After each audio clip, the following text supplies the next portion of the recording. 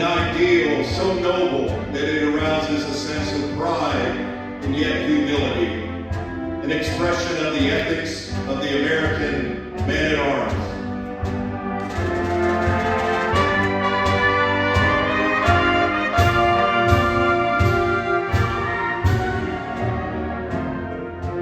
Duty, honor, country.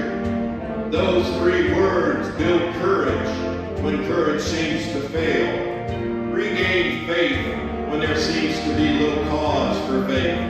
Create hope when hope seems forlorn. The American man-at-arms, above all other people, prays for peace, for he must suffer and bear the deepest wounds and scars of war.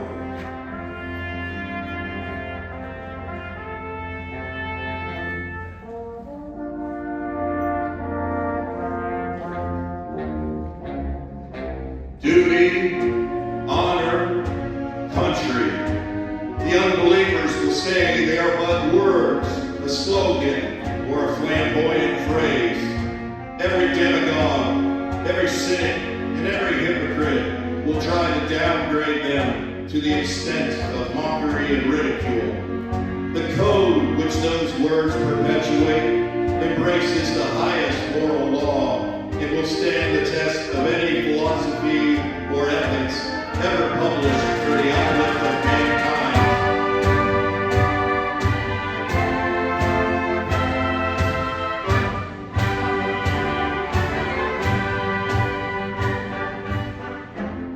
Around 1,000 campfires, on 100 battlefields, listening for the witching melody of faint bugles blowing reveille.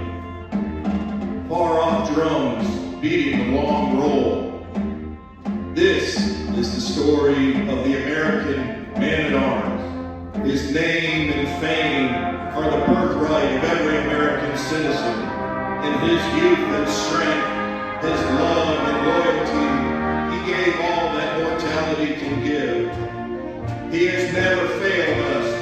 Were he to do so, a million ghosts in battle dress, in olive drab, in brown khaki, in blue and gray, would rise from their white